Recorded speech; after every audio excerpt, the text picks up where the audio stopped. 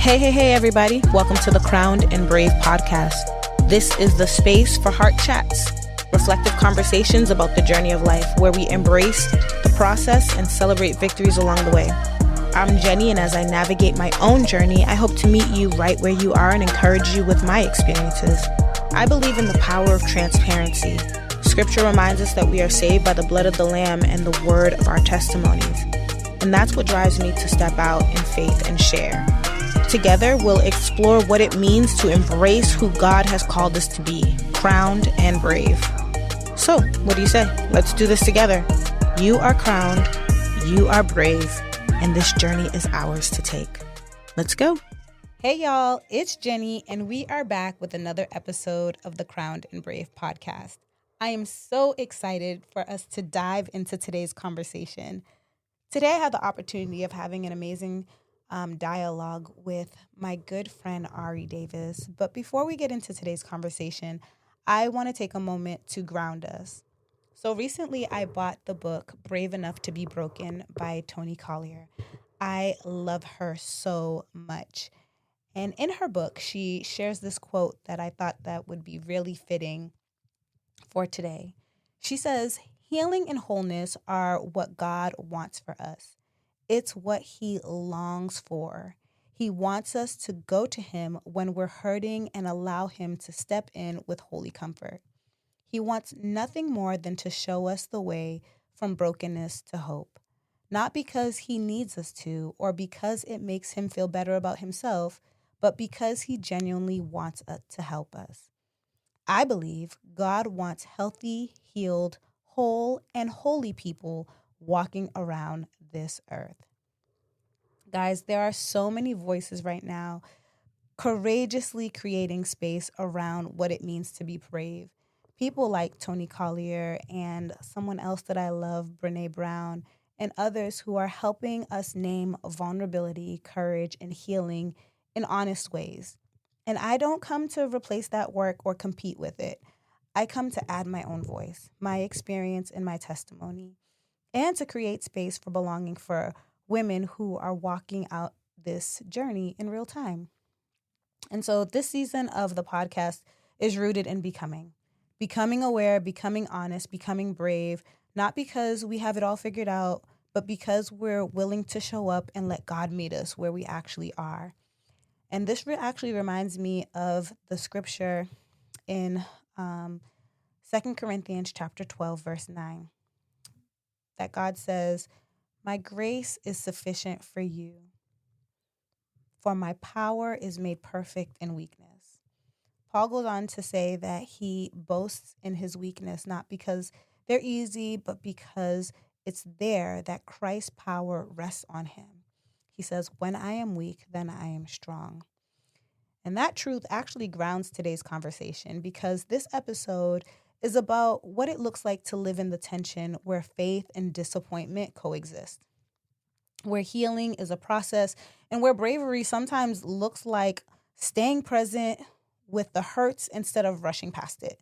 And so today I'm joined with my friend Ari. Ari is a therapist and a woman who brings both professional insight and deep humanity to this conversation. And what you're going to hear is that together we talk about disappointments, unmet expectations, and how we continue becoming without allowing those experiences to harden us or to define us. So wherever you are in your own becoming journey, whether that's early, that's unsure, that's hopeful, or tired, there's room for you here.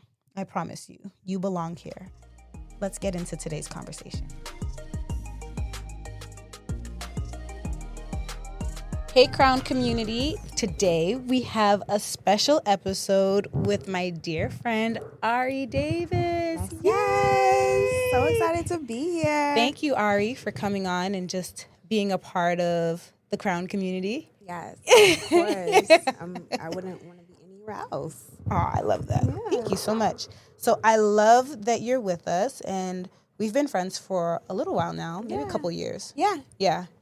And we kind of gelled pretty quickly. Absolutely. I Yeah. definitely have similar personalities, I would say. Definitely. We definitely have similar. And I think that's why we mesh, because we kind of vibe the same. Yeah. Absolutely. And when I found out that you were doing this podcast, I was just so excited for you. It's just a beautiful thing you're doing. I just wanted to say that. Yeah. I appreciate you. Of course. All right. So, Ari, this episode is going to be centered around disappointment. Okay. But before we get, I know, right? I know. I take a breath. But before we get into the whole conversation, just tell us about who you are and what you do so that we can understand what's going on for today. Definitely. So, as Jenny said, I'm Arianna Davis, if you need to know my last name. But I am a licensed mental health counselor, and I'm born and raised in Boston, lived here my whole life. Yeah. Never lived anywhere else. Yeah. Maybe one day I will, but we'll see. And I've been practicing in the field for some time.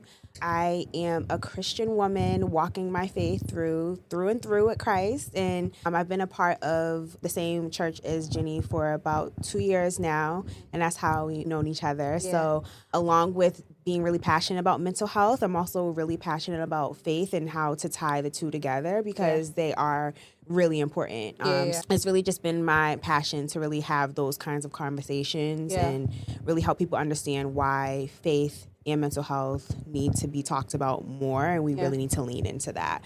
So without going too much on about it, but that's me. I have my own practice. It's called Blooming Essence Counseling.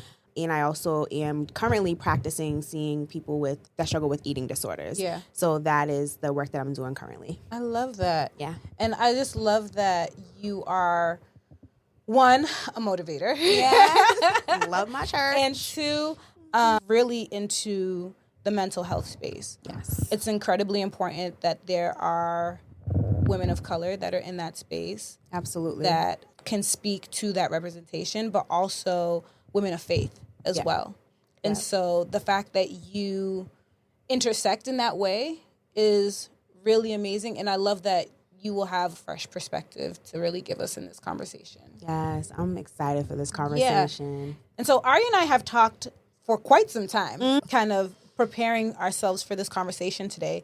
And so you might have heard in the intro that this conversation today is about disappointment and how we deal with disappointment and just the practical ways to deal with disappointment. And I thought it was important for us to talk about this today because as we're in our season of becoming, as we engage in the journey of becoming, there are some hard things that we're going to have to engage with. Absolutely. There are some really tough things that we are going to have to confront. Yeah. And we have to do those things bravely. And for us to embark on this in becoming journey, I think that talking about the tough stuff makes the beautiful things that we're going to grow into more real, right? We have space for them, if that makes sense. Yes. And so I know it feels like really early, maybe in the becoming conversation to talk about like such deep and like real and honest things, but I want to ground us into what this is going to look like because, like I said, all the beautiful things about becoming, about all the things about evolving as a woman and all those things, they're great, but it's only going to feel whimsical. It's only going to feel motivating and inspiring unless you take a hard look and like, let's get real. Gotta get real. We have to get real. You got to do the hard stuff. Yeah. You can't just skip to the good stuff. Exactly. And so we have to do it bravely. We have to do it bravely. And so tell us, what's your relationship with disappointment? We're going to get right to it. Right to it, sister. Okay. My relationship with disappointment. Who hasn't experienced disappointment? Right. In their lives. I really feel disappointment has shown up for me in a lot of different ways, in different settings, in different relationships. But for me, it's really shown up in a way where I've experienced a lot of hurt as a result of it. And I feel that has really molded how I approached relationships when I didn't realize that I wasn't dealing with disappointment, and really just thinking about how much I've avoided really dealing with disappointment and the barriers that's created for me over the course of my life. Yeah, that's good. So I think it's an important conversation to have because I know that I'm not the only one that feels that way. Right. But really just thinking about the people that are closest to me, and I feel I have experienced the most disappointment from them, you know? And I think that disappointment gets really personal. Yeah, it gets really, when I hear the word disappointment, it feels really personal. Yeah. It's different from when someone says they're mad at you versus they're disappointed in you. Yeah. Oh my gosh. Yeah, that's right. That's right. Yeah, no, I like what you said as far as almost like people that are closest to you have the strongest impact. Yes. For yes. disappointment. Impact. Yes. Right? And so the people that you love, the people that you care about, the people that you've put trust in, and we'll obviously get into all that. Yes. It seems those are the ones that have the biggest impact when it comes to disappointment. Absolutely. And I could definitely say the same for myself too. Yeah. Like when it's come to like disappointment and feeling disappointed or all of that, like it's not coming from my coworkers. Right? It's really not. It's not coming from, the people that are more distant from us. It's coming from the people that are in closer proximity. Absolutely. And so, all right, let's dive into this a little bit more. Yeah. All right, so here's my question. When people say that they're disappointed, what do you think that they're usually feeling underneath that word? Because when we say disappoint, I mean, do actually people use that word as much? I have. I mean. Fair. I mean, but also, I kind of got to, like, think about it, too, because I know, like, what I do as a therapist, I feel like also shapes how I handle situations. For sure. So I also, with a grain of salt, understand that maybe not a lot of people walk around, like, expressing disappointment or saying that they're disappointed. Yeah. People aren't really saying it, not directly to people. They might say that they're disappointed in something, but not directly to a person that they're disappointed with. Even to say disappointed takes a level of vulnerability. It does. Because most people are saying that they're upset, that they're mad, that they're frustrated, right? Yep. Yeah. And before they reveal that they're disappointed, because disappointment comes with a level of hurt. It does. Yeah. It does. And when you was asking the question about, when people say that thurey're disappointed, what's behind or beneath that feeling, the thing that really comes to me immediately is neglected or rejected, right? And I think So good. Yeah. Like when you are saying that, you're really feeling a level of hurt that cuts a little deeper. Yeah. And so like what's behind that word? It's the feeling of being I love that word, neglected. That is a huge, or even unappreciated. Unappreciated or undervalued. Undervalued or not seen. Yes. Rejected. Those are words that we're not communicating enough. Yeah. When I hear women speak, they're not saying, I don't feel appreciated. They're not saying, I feel this person doesn't see my value. Yeah. Right? We're using these surface level words. And I think that, and I know that's like one of the things that we'll talk about later on, but like, it's in the way that we talk about these things, right? Absolutely. That we're not experiencing freedom, right? We're not experiencing freedom because of how we're talking about. That's so crazy. Yeah. And we're not being honest with ourselves about how we're feeling. At all. Honest with yourself. Honest that part. with Yes. Period. Right. Honest with yourself. It takes a level, like I said, a level of vulnerability with oneself and honesty with oneself to say, actually, I'm disappointed. Like, I'm hurt. Why am I hurt? Because I feel undervalued. Yes. And I think a part of why that's hard for a lot of people is because it can be viewed as you looking weak. Say more. You know what I mean? It's when you're expressing that level of vulnerability, a lot of times people struggle with vulnerability because it can come off as a sign of weakness. Yeah. And when you feel you're exposing yourself in that way, it makes you feel like people can even take more advantage of that. So it's almost like, well, I don't even want to open that up. Yeah. And especially as women, right? Women who are already wearing multiple hats. Absolutely. Right? Yeah. No matter what stage of life you're in, usually women are wearing multiple hats. Yeah. Right? And we're sisters, we're college students, we're best friends. You know what I mean? Like, we're moms, we're all the things. And we don't want to appear as weak. It's almost like we don't want to allow ourselves, because then that means I have to confront something. Yep. That means I have to confront something. That means, oh, there's a truth there that I actually have to deal with. Scary. That's very scary. Disappointment is a layer in itself that we have a hard time getting to. It is. And something I wanted to say, to take it even a step further, is that even in the reverse of that, when someone is telling you that they're disappointed in you, how that feels. Yeah. It just feels, it hurts you to hear it from someone that you care about.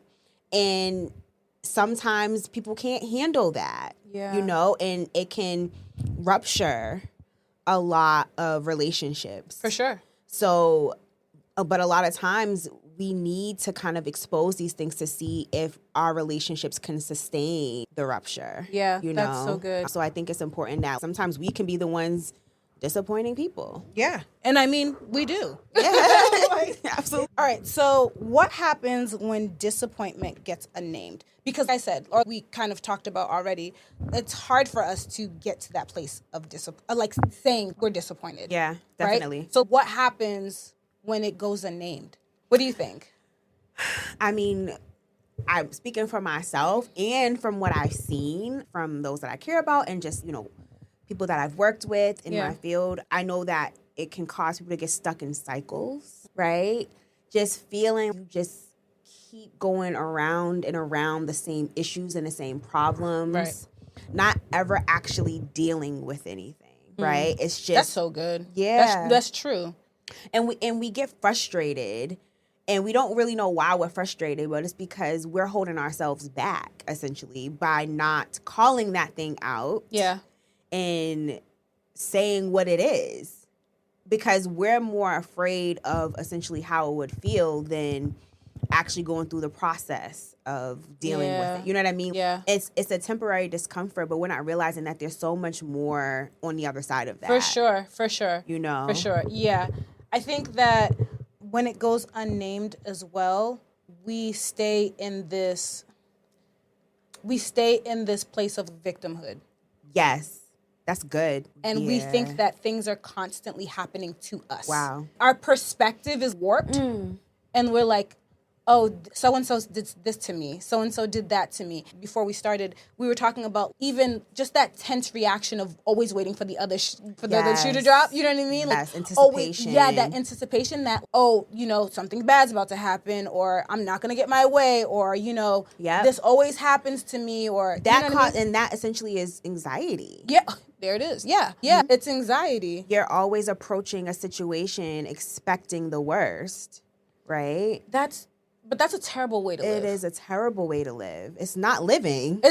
Hello? It's not. That's not how God wants us to live, to be always on edge and trying to take control, essentially, by worrying about things that we can't control. Yeah, for You know sure. what I mean? Yeah. And I think that taking a step back and recognizing that disappointment is inevitable is better than to constantly anticipate it. Yeah. And once we move to a space of acceptance, it's way better than constantly living in a space of anticipation. All right. So what would you say would be the difference between hope and expectation, and why do you think that matters? When I think about hope and expectation, really, when I hear the word hope, naturally, I think of something positive. Yeah. But when I hear the word hope, it feels uplifting. It feels good. It feels something just more positive. When I hear the word expectation, it feels a lot more serious, a lot more stern. And you know what I mean? It's just, this is what I'm expecting of you. Yeah. So when I kind of break it down in my mind, I really see hope as more of a desire, right? It's something that we desire, but we also have made peace if this doesn't work out the way that we want it to. Yeah. There's not that much of a negative reaction because of it. Versus expectation is more so there's a lot more investment that goes into it. Yeah. A lot more investment goes into expectation, which then can turn into that you don't meet, that need isn't met. Yeah. There's a lot more of a negative experience that comes with that because all of the investment that you put into that. Yeah. And that can really brew something else. Yeah. where then that disappointment can then form, right? From a negative space. For sure. Yeah. For sure. So I want to take some time to really connect what we're talking about. As we're moving, we've kind of talked about disappointment and how disappointment is really unmet expectations. Absolutely. I think at the root of that, at the root of disappointment is an unmet expectation. It is. But then as Christians, we are to hope. Yes, right? we are. We are to hope. We are. We have Christ as our hope, right? And if we're constantly in a space of disappointment, if we're constantly in a space of anxiety and living with a truth of unmet expectations, it feels very hard to hope. Yeah, it does. It feels very hard to have hope. And especially as a believer. Right? As a believer, we are to hope in the Lord. And yet, here are the things in my life that are constantly in conflict with that belief. You know what I mean? Yes, yeah. When you said expectation and you said the word investment, that's such a real thing because there's a lot of stock that we place on an expectation. Absolutely. You know, it feels different, and maybe I don't know. I don't think I started having a relationship with the word expectation in a negative way until I started going to work. When they're like, the expectation is, and I'm just like, oh shoot, right? Like, you know what I mean? Like, are you meeting expectations? Are you meeting expectations? Yeah. And so even as adults, right, as we enter spaces where that's how the word is framed and used, I think we also start to think about expectations in the same way. Yeah. Are you meeting my expectation? Are you, you know what I mean? Are you know what I'm saying? When you said that, I just had something just came in. Is this person capable? Child. Is this are you capable of even? Because I'm putting an expectation, but am I even asking myself, first of all, how is this person even living their life first? Because before I can think about them meeting my needs. Right. But here's the thing, though. I don't think a lot of people are thinking about that. No, they're not. We're not. I don't think a lot of people are entering relationships. They're not. Thinking about, let me examine this person's life to see are they capable of meeting my expectations? And then, not only that, we will create expectations for this said person because of the type of relationship that we're in, right? You're my significant other. I'm expecting this. You know what I mean? You're da-da-da-da. I'm expecting this. You're my best friend. I'm expecting that. You know what I mean? Yeah. And so when we live in a constant space of disappointment, we have unhealthy relationships with expectation. We do. It's hard to hope. It's hard to trust. So why does it matter that we know the difference, or that we understand the difference between hope and expectation? What do you think? I think it's really, there needs to be a balance. For sure. You know, I think it matters because we have to be realistic. Yeah. At the end of the day. When you were speaking about something earlier in relation to just how we navigate these situations, it just reminded me that at the end of the day, we're having a human experience. Yeah, for sure. You know what I mean? Even though we are spiritual in a lot of ways, but we are having a human experience. So we have to set realistic expectations on what does this actually look like, and not have these expectations and just think that that's it. Where can we actually adjust them a little bit? Because sometimes we're operating and trying to set these expectations out of trauma responses a lot of the time too. And some people are not meant to deliver in that way. You know what I mean? Yeah. And a lot of times people are not supposed to show up for you specifically in that way because that's not their role. Break it down for the people, please. So you gotta really take a step back and do some self-reflection. Okay. Before you start to, and we'll get more into that later. But I was just, that's why it's important. We do need to have balance, because even though you have these expectations, it's okay to hope they can coexist. Yeah. They can. They don't have to be mutually exclusive.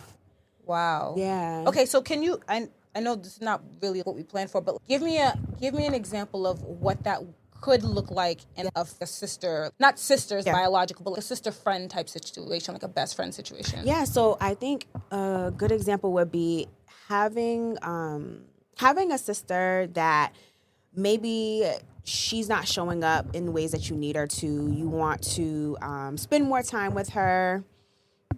You want to be able to, do certain things with her, but she's not available because, she has a new boyfriend that she's with, and you're trying to cultivate a relationship. So you have this expectation that you want to grow your relationship with her. You want to prioritize that. You want to prioritize going to church together and things of that nature. And you have hope that could happen at the same time, right?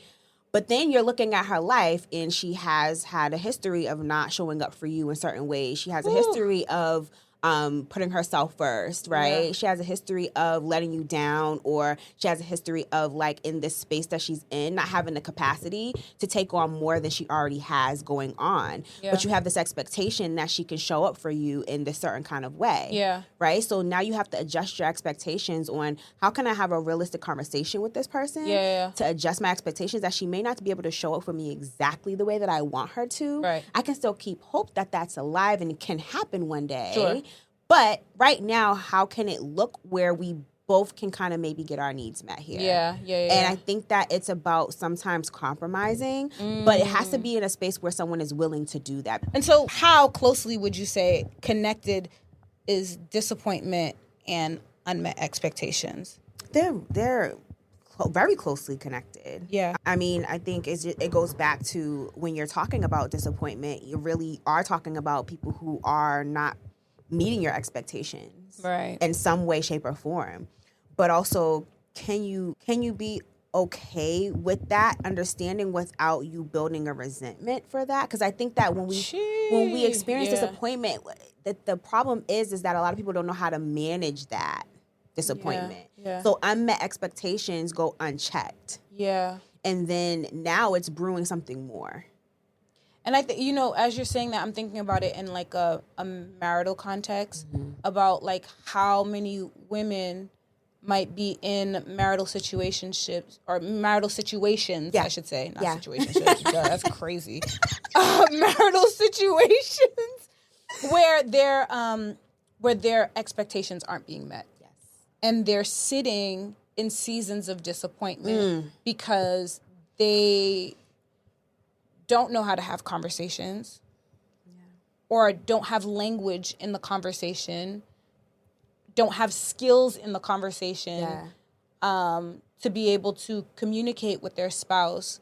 And not only that, but also live in a space where their expectations may never get met.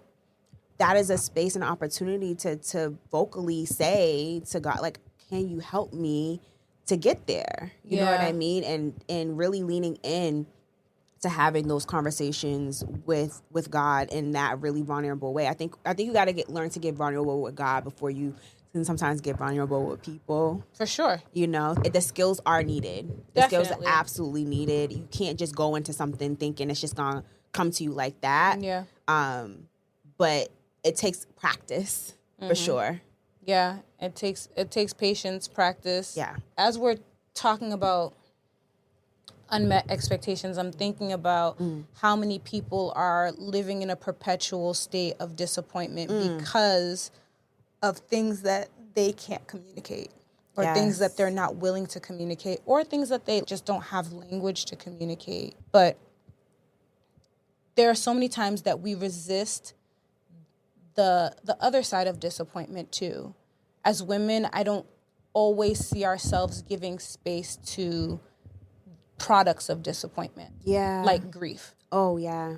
That's hard. Yeah. That is so hard. Because grieving disappointments is a different kind of grief than grieving someone or something that's passed on. Oh, it's so different. Right? Very different. How do I have grief for something that still exists? Girl. How do I have grief for something that's still walking, talking, living, breathing? Right? That has to be a different thing. And so why do you think that we resist grief so much, even though it's such a necessary part of confronting disappointment? This is a deep one. I think sometimes people they really struggle to grieve because they don't want to let go of what feels comfortable to them because it's familiar. Yeah. Not because it's good. It's because it's familiar to them. Letting go means acknowledging. Whew. And when we acknowledge, that takes us through this whole journey. Yeah. That we've been avoiding. Okay, let's stop there for a second. It's the avoiding part, right? I think we don't even allow ourselves to enter into a healthy process of grief at all because we're avoiding. Yes. Avoiding seems so much, and I can speak for myself. When I've avoided things in the past, it's felt so much easier than allowing myself to feel pain. It's a false sense, a temporary relief. It's already painful enough that this person has hurt me. It's already painful enough that this person has already not met my expectations. Now I have to deal with the hurt. That's why people avoid. They think that acknowledging the thing and going through the thing is going to feel worse. Bruh. And the truth is, it might for a little bit. It might. Yeah, no, for real, it might. But that's the tough work or the hard stuff that I feel people don't want to brave up to. Right. Right? I want to see myself bigger. I want to see myself better. I want to see myself in another place, but I don't have enough in me yet. Enough confidence, right? I don't, like, a lot of times people don't believe in themselves to actually withstand and not understanding that God knows that you are so capable of managing this thing, but you just have convinced yourself that you just cannot do it. The mind will literally keep you stuck. Yeah. In a place, and that is where, and we know that's where the enemy likes to attack us. For sure, 100%. So once that thing get a hold of you, you got to fight for your life at that point because it really is a matter of your life. Yeah, because you won't move unless you make a decision to. And yes, you have to decide that I'm also going to go through the uncomfortability of healing through this thing. Yeah, you also have to make that decision to go through that journey when you also decide that you want better for yourself. For sure. So I think that avoiding can sometimes in the moment feel good until it doesn't. Yeah. Until it doesn't. Yeah. And you realize, oh, I'm still here. There's only so much Netflix you can watch. There's only so much scrolling you can take. There's only so much weed you can smoke. My God, on today. There's only so much sex you can have. No, but that's true. And then, you know what? And there's so many outings you can have, so many vacations you can do. Like, girl, you're going to have to sit and confront. You're going to have to confront yourself. You're going to have to confront it. I love what you said about how God gave us capacity to be able to deal with it. And I know prior to us recording, we were talking about Job. Yes. Right? And and it's so funny because the both of us are studying the book of Job right now. Exactly. And we were talking about how the Lord gave Job the capacity to actually endure what he was going through. The full capacity. He was disappointed. Time and time again. He was going through suffering and pain through and all the chapters. Things. My God. But the Lord allowed the enemy to deal with him or mess with him because he knew that he had the capability. Absolutely. He knew that God understands us more than we understand ourselves. And once we understand that part, we can lean into his understanding, not our own, and understand that we haven't accessed our full strength yet. My God, right? And when you understand that part of it, of just this can't be it. Yeah, this won't be it, right? For me, and it's when you stand in that and understand that, less it's going to be uncomfortable. You can cry about it, but just don't stay in that thing. For sure, you can scream about it, scream about it. Just don't do that to yourself, because at the end of the day, you have to get up and you have to move. Yeah. Just at the end of the day, Job had everything taken. So good. But his life was still there. He still was sustained. God still kept him. Yeah. And in that, everything was returned back to him. Exactly. So you have to believe that you deserve that and that you deserve to be in a space of receiving what God has for you. Yeah. You know what I mean? I remember that when I was going through my healing journey, one of the things that my therapist had to coach me through is, like, allowing myself to feel emotions. Yeah. Stop holding it in. Exactly. Stop holding it in. When you feel that wave of grief come over you, feel it. Yes, I coach and help my clients through constantly because there was just such a tense reaction that comes up when our nervous system goes into a place of feeling triggered. Mm-hmm. And we just tense up, we close up, and it's like we almost go into like a sense of your nervous system kind of goes a hibernation mode. It doesn't have any place to go, right? It's crazy. It just stays with you until the next thing happens. And then the next thing happens and it just stores. It just stores in your nervous system. And then it just takes that one thing to happen. And then you're wondering why you're having all these big reactions, all this big, like why people be having like these road rage reactions, or like the blowouts, screaming out their kids and throwing stuff. What do they call it? Crashing out. People be crashing out. Yes, because you're like you need a release. Like when you have that trigger, you need to give your nervous system an opportunity to release that thing. Tell me, what do you think, or what role do you think God plays in the grieving process? Not necessarily in fixing it, but just being present through it. What role do you think God plays? I'll say for me, in my seasons or the toughest seasons of my life, I've seen God as comforter. Yes. I've seen God as friend, because I know, like, when I've felt disappointed, and I know we talked about, like, what are the words or what are the layers that exist underneath disappointment. For me, it's like rejection. Yeah. Right? Like we talked about earlier. Like we talked about earlier, right? And so, like, thinking about Lord as friend and comforter. When I think of friend, like, you're not rejecting me. You love me. Unconditionally. You desire to be close with me. Yeah. And comforter, I mean, I think of someone who is, like, there for me to lean on, there for me to, like, cry on. And God played such a gentle role. Yes, a gentleness. Like, such a gentle role, just being present and just knowing that I'm here with you. I'm not going to leave you like those other people might have. Like, I'm going to be present with you as you go through this process. And I know that, bruh, it's not going to rush you through the process. He ain't going to rush you through the process. Yeah. But he's going to be with you in it. And he's going to encourage you. He is. And not only that, but I think God in his kindness sent, like, for me, I will definitely say, and I hope that women can find this, like, God in his kindness has sent people to me. Yes. You know what I mean? Yeah. To support me or to lock arms with me as I'm going through the process. And I could definitely tell, like, that was the Lord. Like, I needed to have such and such person in my life, or I wouldn't have been able to walk through this trial. You know what I mean? Like, what do you think? I feel that so, like, in my spirit, because I can feel when I'm going through an emotional, like, roller coaster, I can feel the presence shift. Like I feel when he's with me, but then when I feel when he draws closer. Yeah.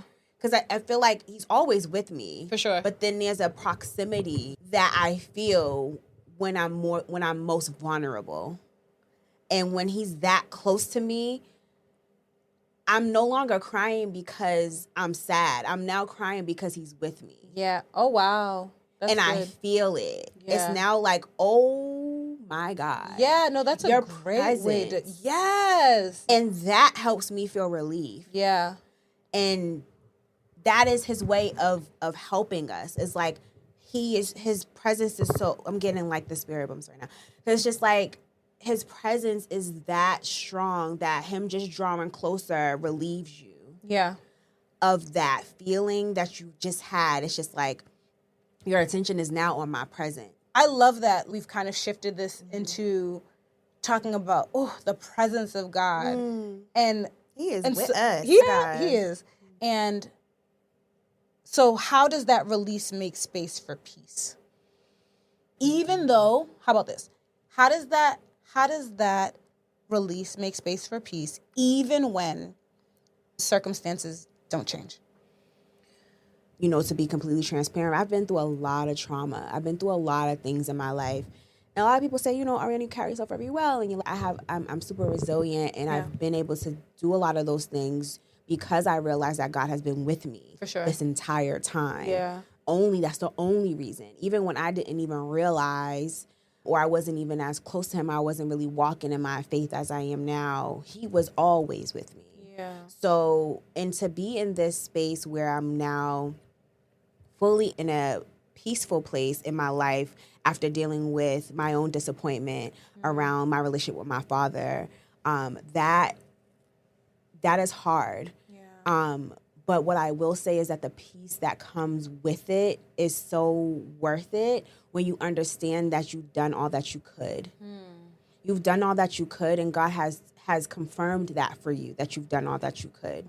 And sometimes when a situation doesn't change, it doesn't mean that you failed. That's so good. I had been dealing with my relationship with my father for some time and really trying to get to a place of understanding why our relationship wasn't where I needed it to be, and trying to figure out how was I going to express this to him. It was hard for me because I knew that he was going to respond the way that he did, but I knew that I had to still express my disappointment. For sure. And when I did, circumstances didn't change, realistically. Yeah. I was angry. I had resentment. I was mad. I was just not happy. I felt a lot of pain about that situation, but what I wasn't doing was allowing myself to grieve. It wasn't until recently I had tried to have a very, I guess it was an unexpected conversation with him, and I essentially went through a space of just complete release that I didn't even think was possible. I got off the phone. The conversation didn't go well. And I got off the phone and I said I needed to hang up the phone. And, my boyfriend was with me. Thank God that he was with me to help me through that situation, because I don't know if I was alone, if I would have felt safe enough to go through it alone. This conversation took place in the car. And when I tell you I let a release out that I felt like I resorted back to a childlike version of myself. Oh, wow. Where I just was kicking and screaming and yelling, and I just was so hurt by everything that I was experiencing in that moment. But it was for the first time I felt like I was releasing, and then I felt God come over me and tell me that it was okay to let go. Wow. And when I tell you, when he told me that it was okay for me to let go, it was the level of grief that I felt like I needed to actually experience, that like, I'm letting go of my father. I have to do this. And God saw me through it, and it was a peace that came with it. Yeah. You know what I mean? It was a peace that came with it. I went from anger to grief to peace all in one moment. Wow. And that's when I knew that God was just really doing a deep-rooted work in me. Like, this was something that was deep in me. Me and my father, we're not speaking right now, and I have made peace with that right now again. But I have hope that maybe one day that will change. Yeah. But I say all that to say that it's okay to move forward with disappointment, understanding that things won't change, but that does not mean that it has to rob you of your peace. That's so good. Yeah. And so what would you say, what does healthy release look like spiritually and emotionally? Healthy release, I feel it's definitely being vocal and exercising your voice. Yeah. I feel like a lot of times we don't use our voice in a way that is necessary for healing. Sure.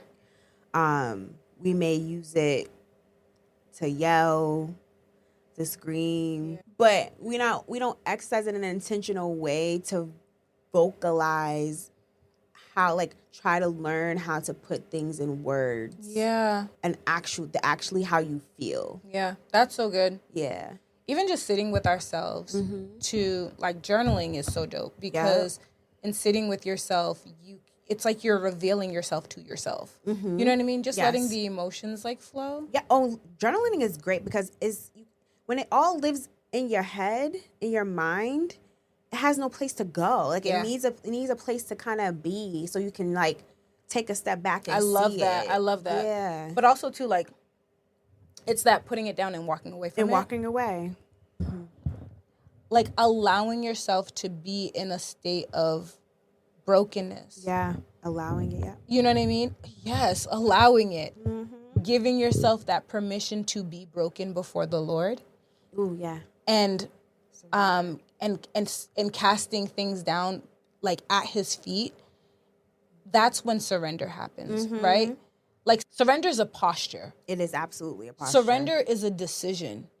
Surrender is not something that you stumble into. No. Surrender is something that with intention. It is. It's literally an activated choice. Like, oh my gosh. Oh my gosh. Activated it really, choice. really is. Yeah. It is a choice. And when you're done, like done. I don't, you know, like when you cry and you ain't got no more tears? Zero. And left. you ain't got nothing left? Just dehydrated. There's nothing left no more. Like, and you just, right? That's how I want to collapse into the arms of the Savior. And I want to fully engage in an ultimate surrender and say, God, I'm taking my hands off. I can't control it. I can't control the outcome. I can't control how anything is. I'm literally giving this over to you. And one important thing I want to say about that, surrendering doesn't just happen one time. Come on. Okay, just to be clear. Yeah. It doesn't have to. Let's unlock some things. No, that's so good. Like, let's unlock some things because we might have a perception that a surrender is a one-time deal, right? I mean, I've come to Christ more than one. Okay. Like, how many times we repeat you know what I'm saying? Like, let me how do you say it? Let me rededicate my life to the Lord. You know what I mean? We've done that several times. You know what I'm saying? And so, yeah, an act of surrender isn't just a one-time thing. And not only that, there are going to be different seasons in which you surrender. Absolutely. You know what I mean? There are going to be different things that you are going to go through where it's going to take another surrender. Yep. You know what I mean? It's going to take for you to be like, God, I'm laying this down again. Right. It could be the same thing that comes up. It Ooh, could be the same thing that comes up. Sometimes that's just how healing is not linear. It is not. It's not. It's linear. really not. Okay. This has been such a great conversation. It really has. But I do want to give people practical strategies for dealing with disappointment. Okay. So here are some things that Ari and I kind of thought through, and we thought, I mean, obviously there's so many ways to probably do this, right? Yeah, absolutely. But here are some things that we just thought about in regards to just dealing with disappointment. And so one of the first things that we said is acknowledge it. Yeah. Acknowledge it. You have to acknowledge it. Acknowledge it. It's important to hear ourselves talk about the disappointment. Yeah. It's important for us to name it. It's important for us to identify it. It's important for us to call it out, write it down, say it out loud. Tell somebody that you trust. You have to acknowledge the thing. Yes, because the more that you stay silent about it, the more power you're giving it over you. So good, for sure. And then, obviously, number 2, going to the Lord. Go to the Lord. The Lord is not scared of our issues. He is not intimidated by the things that we've gone through. And so having an authentic relationship with God, and it doesn't have to look what we've seen on social media. It doesn't have to look what we might see around us, right? Our authentic relationship with God can live in our journal. Yeah. It can live in a prayerful space. Absolutely. It can live in our prayers. It can live in our worship. But as long as we're pursuing that authentic relationship with the Lord, and not only that, but building dialogue and desire for God to move closer, as we talked about earlier. Yes. Because as we pursue the Lord, He's going to be drawn to that. The Lord wants to dwell with us. Wow. He wants to inhabit He wants to be with us. He desires to be close to us. He desires to be close to our brokenness as well. And so inviting him into that hard place. Yep. Inviting him in. He loves us. The hidden places. The hidden places, yeah. Yeah, the ones that people don't see, the ones that we only talk about with ourselves, the ones that we cry ourselves with in the shower. You know what I mean? But the Lord loves us, and he desires to be close to the brokenhearted. Absolutely. That's what the word says. Yes. Another thing, This one's good. yeah, another thing or another way that we can deal with disappointment is, and I'm a huge believer in this, is making space for our humanity. Absolutely. Making space for humanity, I think, really stands out to me because it just reminds me of literally why Jesus literally did everying. No, that he bro, did. Bro, Literally. Literally, To the understand. Lord. Yeah, the Lord went to the Garden of Gethsemane to feel his emotion in front of the Father. He made space for his humanity when he cried out for Lazarus. When Lazarus died, he made space for humanity. And I even think, even in that example, that the Lord cried before people so that people can see him. Can see, yeah. So that people To can normalize see, it. Yeah. So that people can see him deal with grief. That's so good. And so even Christ himself, he made space to deal with grief, to deal with his humanity. We've seen that on multiple occasions in the Word. So dealing with our humanity, or making space for our humanity, making space for even happiness. Yep. Making space to be happy. It's okay. It's okay to experience joy. Yes. Yes, it is. Be Be happy. Joy is coming, coming. Come in in the morning. Okay. Right. Making space for happiness for the and soul. joy. It is good for the soul. It's good for you. So making space for your humanity is important. One of the things that you said too, Ari, another practical strategy you brought up was learn to emotionally regulate. Oh, yes. And so I want you to explain, because that one, that was big for you when we were talking about this. That was big for you. What does that look like? How do we do that? Emotionally regulating is so important for our ability to be able to navigate distress and navigate things in our life that don't go our way. Our nervous system, again, is always something that is reacting and responding to the things around us. But if we don't take the time to emotionally regulate, it creates a space of constantly living in a perpetual state of vulnerability. Yeah. And we're just being triggered and we're not dealing. And we're just in this space of reacting to things and not sitting with ourselves and reflecting and pausing, right? And it's not something that you're going to learn how to do overnight. Yeah. It takes practice. But I would say a very easy and practical way to do that is to check yourself, right? Be curious about the things that you're noticing that you do that didn't seem right, and it didn't seem right, and how you reacted. Right. Be curious about where that came from, and knowing that you have an opportunity to correct that the next time. Yeah. Right? Then that's how you build a new habit. Yeah. We build habits by being able to reflect, think about it, figure out, I wonder what that was about. Let's not be too hard on ourselves. Yeah. Let's not be too judgmental of ourselves. Again, extending that grace. Yeah. But also understanding that it's important that we practice the next time we're triggered to implement some strategies of just, I'm going to try something different this time. Right? Yeah. So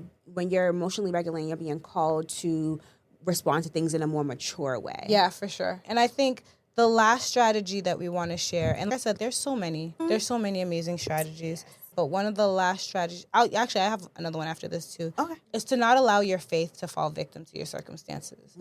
It's so easy for us to lose faith. It's so easy for us to stop believing because of something that's happened to us. Yeah. It's so easy to put God on trial. Yes. You know what I mean? Because of things that we have fallen victim to. Yeah. And so then our faith gets knocked off. Oh, I stopped going to church because of this. Or I stopped going to Bible study. I haven't read my Bible in a minute. I haven't prayed in a while. And so your faith is fallen victim because of these things that have happened to you. Versus, this is where you should lean in more to your faith. Lean in more and press in more to God and use those opportunities to be more self-aware, to grow, right? And to allow the Lord to reveal things that he might be trying to peel layers off from you. Absolutely. You know what I mean? Yeah. And so in the hard stuff, I think that we tend to like fall away from faith. But I think those are the times where we're supposed to lean into faith. And I think the last thing that I'll say is make sure that you lean on your community. Yes. That is so important. Yeah, lean in on your community. There, I can understand women not having safe spaces where they feel they can be vulnerable or they can speak out and have conversations, the ones that you and I just had. But if you are in a space where you can share, and when people are walking with you, and people want to walk with you, and people want to be there for you, and they're listening, lean into that, and don't be open to it. Yeah, be open to it, but don't do life alone. Here's an honorable mention. If you're not in therapy, go to therapy. Okay. Go to therapy. Seek a therapist, a good therapist. It might even take you a while to find a good one. It is, but it's worth the. But it is. It's worth it. Let me tell you something. I got this little old white lady that's in my life, and she gets me together. Okay. And I love her. They don't gotta be. Listen, I know everybody be wanting a black therapist. You just need a good therapist. You need a good therapist. But also, just get you talk to somebody. Stop thinking that you can handle your problems on your own. No. Stop. I think it's what it is like, I tell my clients all the time that they are some of the bravest people that I know. I see what you did there. Yeah. I see what you did. Ari, thank you so much. You are so welcome. So much for having this great conversation. I'm just so glad. Thank you, God, for bringing us together. No, for real. And I'm really proud of the conversation that we just had. Yes. And I'm really praying that it connects with somebody. Same. And that a woman can feel a little bit braver. Yes. You know what I mean? So she can wear that crown. I love it. Thank you, Ari, so much Of course. Thank you for having me. Of course. I love you so much.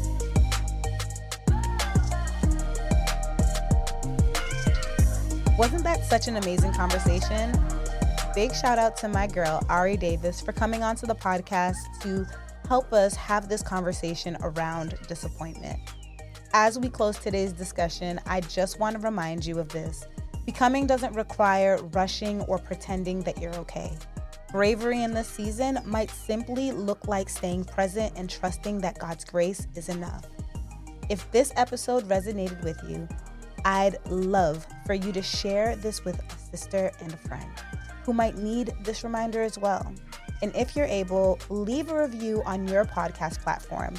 This helps this space reach more women who are walking through their becoming season.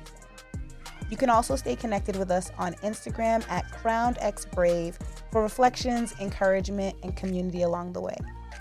Thank you for being here. Remember, you are crowned, you are brave, and we are becoming together. See you on the next one.